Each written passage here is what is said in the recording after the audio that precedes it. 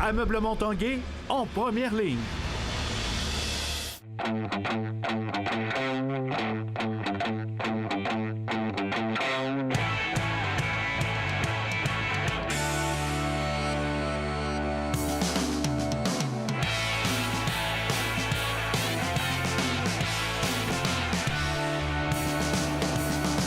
À tous, bon mercredi, bienvenue à l'Esprit sportif. Aujourd'hui, devant cette statue de l'artiste Éric Lapointe, Briser la glace, inaugurée aujourd'hui en hommage à Jean Béliveau.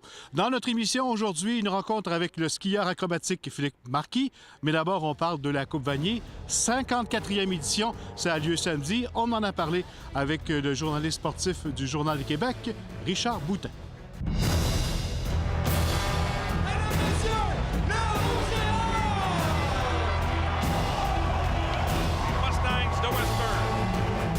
Richard Boutin, bienvenue à l'Esprit sportif. Merci, Carl.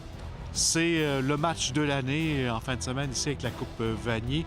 Si on parlait, avant de parler des forces en présence, parler un petit peu du rendez-vous. C'est la logique qui a été respectée? Aucun doute. C'est les deux meilleures équipes au pays toute la saison. Ils ont été sommés Western 1, Laval 1 toute la saison.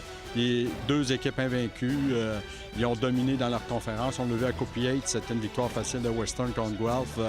C'est de loin, aucun doute, c'est les deux meilleures équipes. Ça ajoute au cachet compte tenu de la revanche de l'an dernier. On revu un petit peu la situation de 2011-2012 avec McMaster, où Laval avait perdu à Vancouver en 2011 avant de prendre sa revanche à Toronto l'année suivante. Là, c'est un petit peu le même scénario. Les joueurs sont emballés de ça, les entraîneurs sont emballés de ça, de revoir Western. Et pour les gens de Québec, je pense que ça ne pouvait pas être mieux comme duel, comme scénario. On parle un peu des Mustangs, également une puissance au football, une équipe qui a beaucoup de profondeur, qui a presque pas de défauts. Une excellente équipe dans les deux côtés du ballon. L'offensive quasiment similaire à l'an dernier. Il y a le centre arrière qui est parti pour la Ligue canadienne, mais un excellent corps avec Chris Merchant, deux porteurs de ballon, Cédric Joseph, un gars de Montréal qui est excellent. Taylor qui est très bon, une grosse ligne offensive, des receveurs, un bon gabarit, entre autres numéro 19, Harry McMaster, qui a connu un fort match à la Coupe Mitchell. Donc, une attaque très dangereuse. Merchant, qu'est-ce qui ajoute au défi du Rouge et Or? C'est un corps très mobile, puis c'est un compétiteur. On l'a vu contre Saskatchewan, il s'est fait frapper à quelques reprises.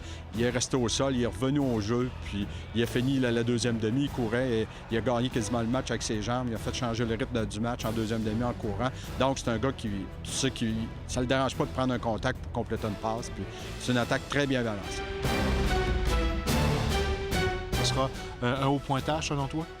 Aucun doute. Si Dame Nature collabore, c'est deux très bonnes défensives, mais les attaques sont tellement puissantes, ça serait fort étonnant de voir des scores, un score de 15-10, 12-10. Les deux équipes vont marquer des points. Laval, s'il veut gagner, moi, je pense qu'ils vont devoir marquer au moins 30 points.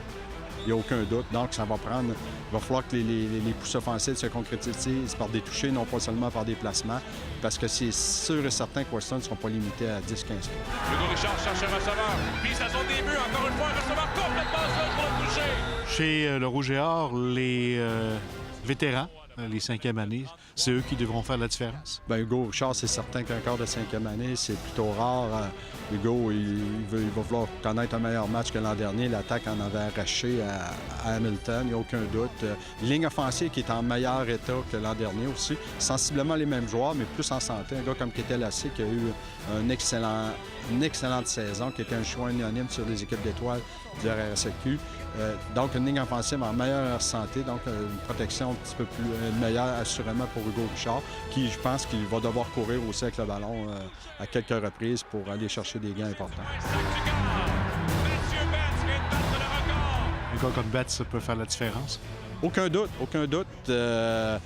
Mais il va falloir aussi que, idéalement, le Rouge et Or doit arrêter le sol. C'est la clé au départ pour les forcer continuellement à lancer. Parce que dans un match qu'on l'a vu encore en demi-finale canadienne, on l'a vu l'an dernier, les Mustangs courent très bien le ballon. Dans ces grands rendez-vous-là, on a toujours vu les unités spéciales à l'œuvre et qui peuvent faire la différence dans ces grands matchs-là. Il n'y a pas de doute. On l'a vu à la Coupe d'Ansemore, Dominique Lévesque a eu un excellent match, il a dominé complètement les Carabins. Il a refoulé les Carabins constamment. McMaster mise sur un très bon batteur de dégagement qui a connu un fort match en demi-finale. Donc, je pense que ça va être une bonne bataille entre les deux. Donc, ça va être intéressant à suivre exactement parce que le positionnement de terrain va être primordial. Ça passe dans la zone des buts, complètement seul pour le toucher. Troisième du match. On se garde toujours des petites surprises. Laval également s'en est gardé pour la grande finale parce que ça se prépare depuis longtemps. Oui, des jeux truqués, c'est certain que pour essayer de briser les tendances. Puis vraiment, c'est un jeu surprise. L'autre équipe ne le voit pas venir. Aller chercher des gros jeux parce que ça va prendre des gros jeux. Tu ne pourras pas gagner ça à coup de 4-5 verges puis espérer marquer bien des points. Il va falloir qu'il y ait des jeux explosifs, des jeux de 20, 25, 30 verges pour traverser le terrain parce que Weston va en faire. Laval doit répondre. Il n'y a aucun doute. La Coupe Dunsmore au Rouge et Or de l'Université Laval. La prédiction, un match serré? Oui, effectivement. Ça va être serré. Et moi, je pense qu'il n'y aura pas plus qu'un touché. Puis il va y avoir beaucoup de points. Merci, Richard. Au plaisir. Les gagnants de la Coupe Uteng, le Rouge et Or de l'Université Laval. Après la pause, le skieur acrobatique Philippe Marquis.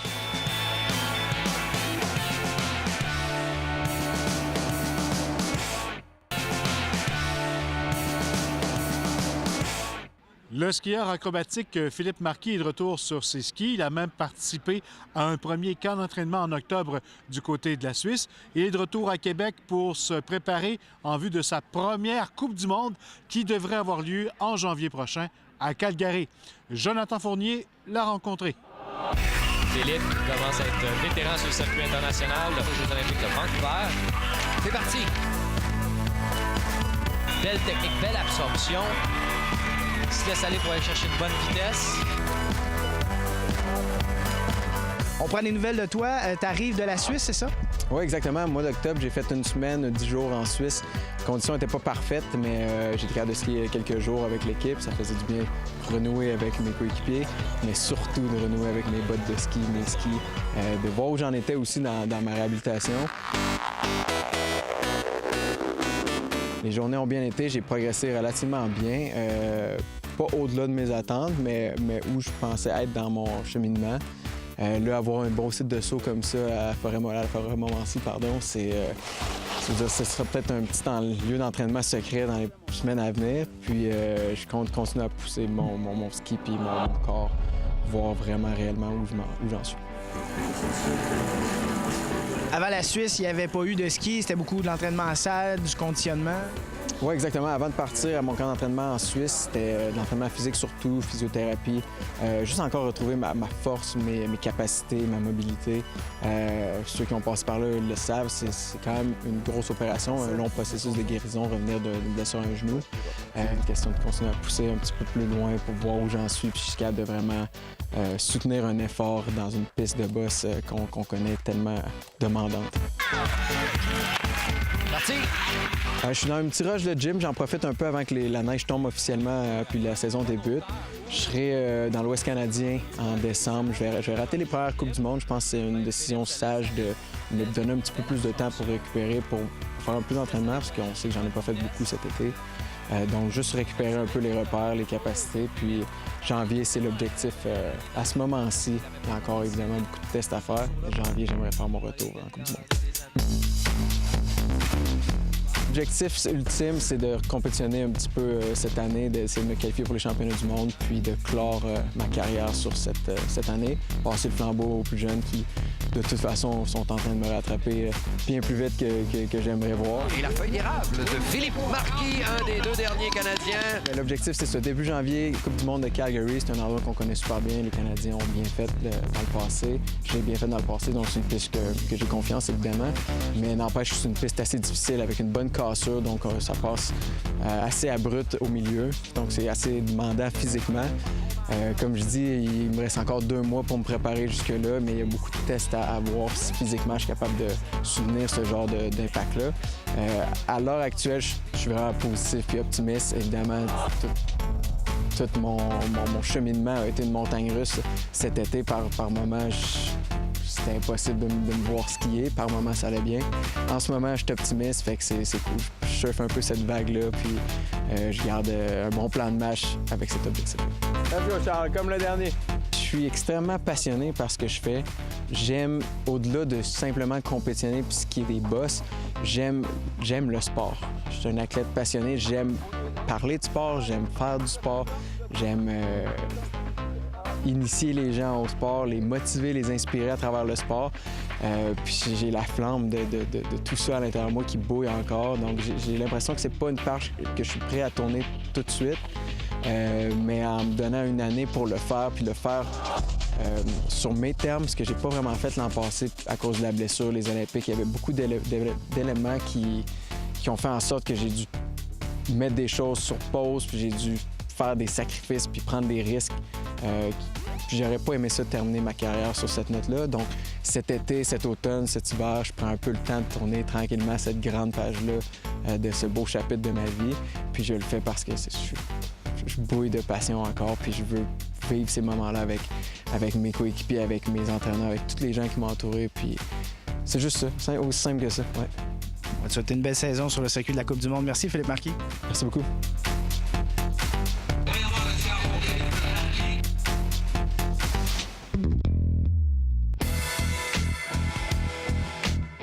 La Ville de Québec a procédé à l'inauguration de la statue de Jean Béliveau sur la place qui porte le nom du regretté centre vedette des Citadelles et des As de Québec ainsi que du Canadien de Montréal est située devant le centre Vidéotron.